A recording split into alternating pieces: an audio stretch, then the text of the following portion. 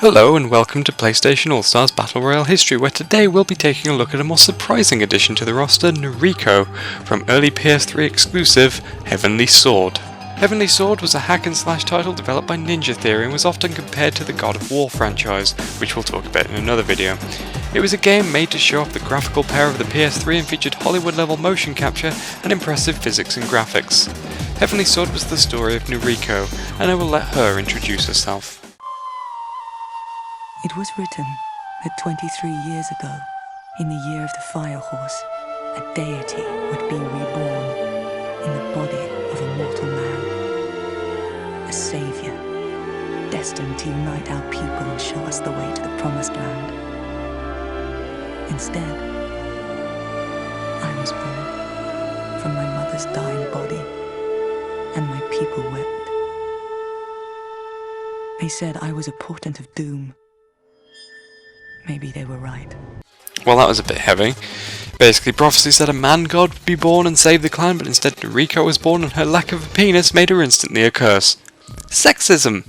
Anyway, despite being so hated, Nariko trained as a warrior until ultimately the clan was threatened by the insane King Bohan. Nariko decided that to defeat Bohan, she would need to call on the power of the clan's forbidden sacred weapon, the Heavenly Sword of the title.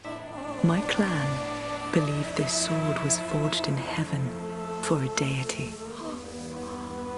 No mortal may wield it in battle without its power draining their life. The clan's duty is to protect the sacred weapon. Even in our darkest moments, the sword was never to be used. But I wielded the heavenly sword, savored the grace and fury in my blows, never once forgetting what I was offering for such power. None of that's a spoiler, by the way, it's from the opening cutscene. Anyway, Nariko wielding the sword resulted in a combo-heavy action title where she fought off waves of soldiers en masse with not much else going on aside from a few basic puzzles, and sections where you played as Nariko's crossbow-wielding friend Kai. It wasn't a massive success due to its release during the PS3's darker days, but it gained a cult following, enough to grant her a place in the PlayStation All-Stars roster. So it seems like it would be relatively simple to explain Nariko, so let's get started. For starters, Nariko is fairly aggressive as a character. Spending her life viewed as a portent of doom and being looked down on will do that. This expresses itself in various ways throughout the original game, but it also makes an appearance in her taunts, where her attitude is fairly similar to her attitude facing most of the boss characters in Heavenly Sword. But what of her appearance? Well, Nariko in Heavenly Sword wore pretty much one outfit, a slightly too revealing robe that certainly doesn't seem to be fitting attire for a noble warrior. This is of course her default in PlayStation All-Stars, but since she wore little else in the original game, Superbot got creative with her other outfits. Her unlockable outfit is basically the same, but now with some extra armor parts. These are based on the armor worn by her father and members of her clan, although why she doesn't wear this armor normally is a mystery for the ages. Her final outfit has less clear origins, but the name, Athena Nariko, suggests some influence came from Athena from the God of War series. However, a quick glance shows that these outfits are very different. The most likely candidate seems to be the outfit worn in the ending of Heavenly Sword, but this too is very different. In essence, this seems to be an original creation with these two things as possible inspirations, although taking neither directly from the source. Beyond taunts and costumes, one of Nariko's intros into battle in PlayStation All-Stars may be loosely based on the scene where she first wields the blade in her original game. The final part of this pose very obviously comes from the cover of Heavenly Sword itself. So fundamentally, Heavenly Sword was almost all combat, and combat worked this way.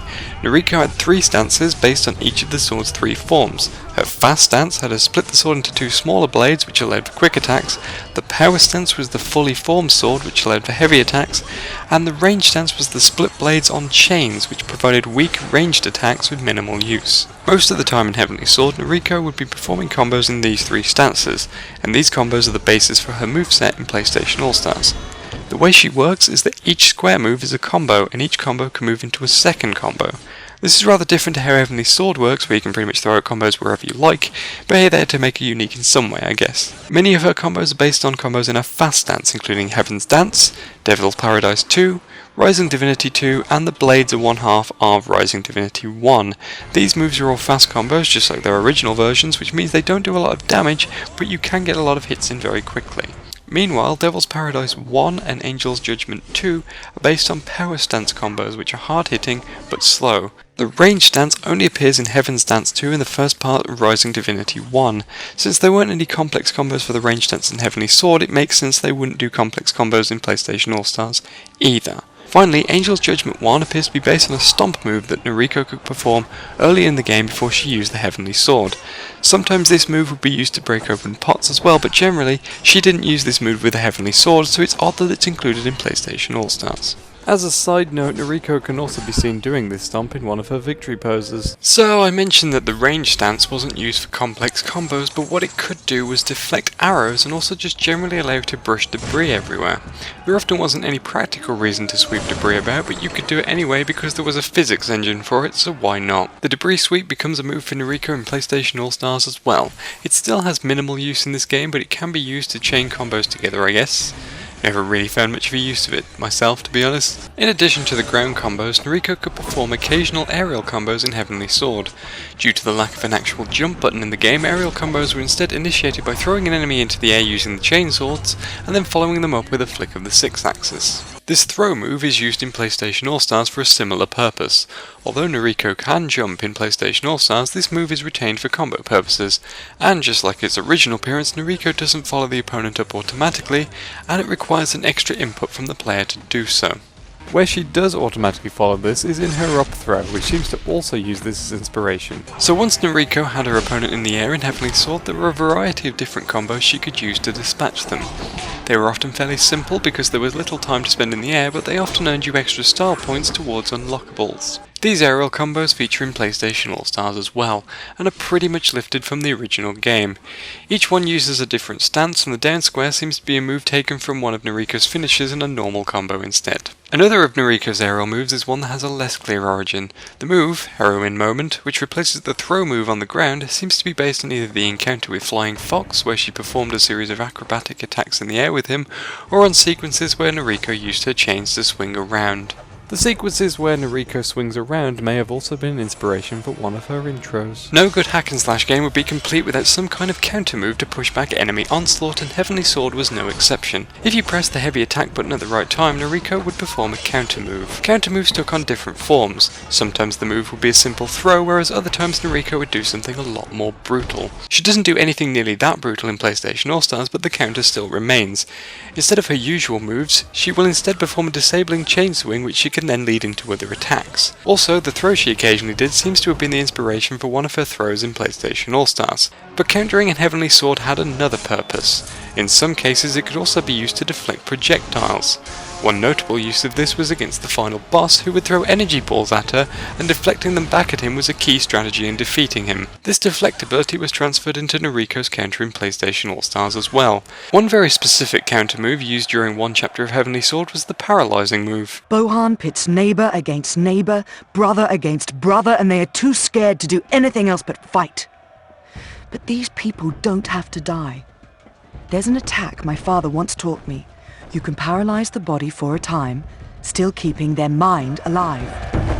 Unwilling to kill her brother, she instead decided to employ the paralyzing technique that would stun them and merely make them appear dead. It was performed by countering and pressing the correct button prompt. This move appears to be the inspiration for the move From Father, where Nariko will perform a series of punches that results in a stun effect. Another reason that this is the likely inspiration is the name. She stated in the chapter that her father taught her the move, so naming it From Father in PlayStation All-Stars certainly fits that. Another aspect of Heavenly Sword's combat was super style moves. As you fought through waves of enemies, a style meter in the corner would gradually fill up, allowing you to perform special moves with a tap of the circle button.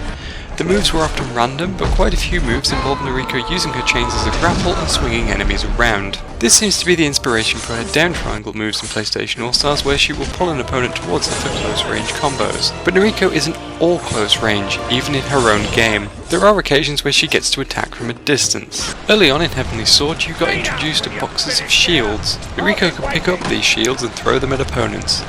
Sometimes this was incorporated into puzzles, with her needing to throw shields and other projectiles at gongs which acted as switches. One interesting aspect of Heavenly Sword's projectiles was the ability to apply aftertouch. If you held down the throw button, the camera would switch to the projectile's perspective and you could steer it to its intended destination. This allowed a little more accuracy than simply throwing it would normally offer. The shield throw also makes an appearance in PlayStation All-Stars. Interestingly enough, aftertouch has also been incorporated, and the shield's trajectory can be adjusted if used correctly, allowing it to bounce off scenery or opponents. Another projectile was a very primitive rocket launcher, simply called the Fire Rocket. There were specific sections of Heavenly Sword where you could pick up this rocket launcher and fire explosive rounds at crowds of enemies. The rocket also appears in Nariko's All-Stars moveset, and it's basically the same. This also has aftertouch as well, just like its original appearance, so that's useful. Now let's talk about a move with a slightly more unusual origin. At the beginning of the game, the power of the Heavenly Sword killed Nariko and sent her to Purgatory. Why have you taken me now? Please. Send me back. Let me go. Without me, they will perish. Answer me! I am not ready to die. Not yet. Her pleas resulted in the chance to relive the events leading up to her death, which kicked off the game. Large sword-like stones emerged from the ground, and these stones acted as the game's chapter select screen. Believe it or not, this was the inspiration for a move in PlayStation All-Stars where Nariko calls these sword stones out of the ground. This wasn't an actual move for her in Heavenly Sword, so it's kind of odd that we ended up with a move based on a chapter select screen. Before we move on to the supers, let's take a quick recap of all those moves in comparison.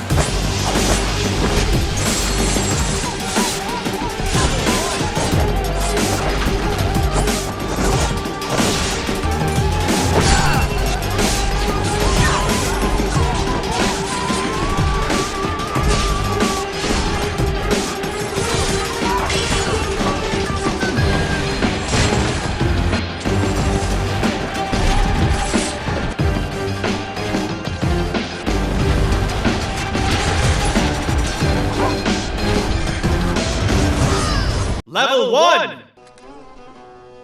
Shh. You've had your playtime. It's Kai's turn now. This is Kai. In Heavenly Sword, she was a member of Nariko's clan, and a very odd one at that. She was a childlike teenager who would eat worms and show very little understanding of the world around her. However, she did have some use. Kai. Kai. Listen to me, Kai. I want you to climb the trees and shoot at any soldiers you can see. Can you do that for me? Twing Twang. Is it playtime? Yes. Kai was an excellent markswoman, skilled with a crossbow, and would often be called on to protect the clan using her skills, although she merely understood it as playing Twing Twang. There were various sections of Heavenly Sword where you would play as her, putting an emphasis on long-range shooting instead of combos. During a few of her sections you could shoot arrows through fire, which did more damage, but it could also be used to set off explosive fireworks from a distance, allowing you to take out large numbers of enemies in a short space of time. This ability to set off fireworks using fire arrows was implemented in PlayStation All-Stars as Nariko's level 1 super. In All-Stars, she can call on Kai to shoot fireworks that materialise on the stage, and the resulting explosion can net her kills. If it hits, that is, since it's a very tricky super to land at times, especially in 1v1 matches. Level 2! Nariko! Bohan's reinforced his troops with catapults. We found a working cannon. Cover us while we stage a retreat to the west. All of this happened during the first chapter of Heavenly Sword. During this portion, Nariko was assigned to operate a mounted cannon to take out as many enemies as possible. He was also pretty good at taking out mobile catapults. This mounted cannon is Nariko's level 2 in PlayStation All-Stars. It operates in much the same way, only now it's gained the ability to knock opponents away as it swings around. There's not really much to discuss here since it's just a mounted cannon. That said, it might be worth listening to the music that played during the Dawn Siege section. Nariko! Bohan's reinforced his troops with catapults. We found a working cannon.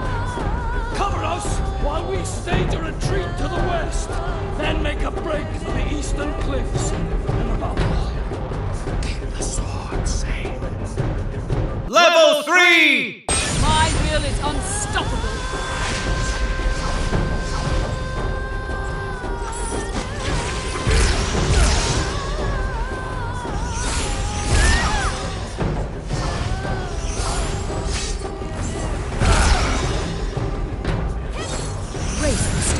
So music aside, what inspired Nariko's level 3? At the end of the game, we ended up back where we started, with Nariko begging to be sent back to help her clan. Her wish was granted, and not only was she brought back to life, but she also gained some pretty awesome power, essentially turning her into a goddess. With this power, she could brush away enemy soldiers simply by breathing on them, and almost everything she did resulted in the death of her enemies. This is the basis for her super, since she gains the power of the goddess again, and this too results in all her attacks being instant kills. Her attacks change too, but where do these new attacks come from? In the prologue of Heavenly Sword, Nariko started mid-battle against the enemy clans, where she would perform combos essentially at random. You could also throw out superstar moves at will and just take out everyone in the vicinity. It sounds overpowered, but you only got to do this for a moment before Nariko's strength ran out and she had to start begging in Purgatory. However, these superstar moves are the moves she uses during her level 3, including the moves where she swings her chains around her and swings an opponent in a wide arc. As another note, the pose she stands in at the start of her level 3 comes directly from the original game, but as this was a triumphant moment for her, it also became her victory pose as well. For some mild spoilers, the death Nariko experiences in the final stages of the game as a result of wielding the sword seems to be the main inspiration for many of her losing poses. So that's Nariko. Hopefully you've enjoyed this look into how she's capable of wiping out her enemies, and I'll see you next time. Stay tuned.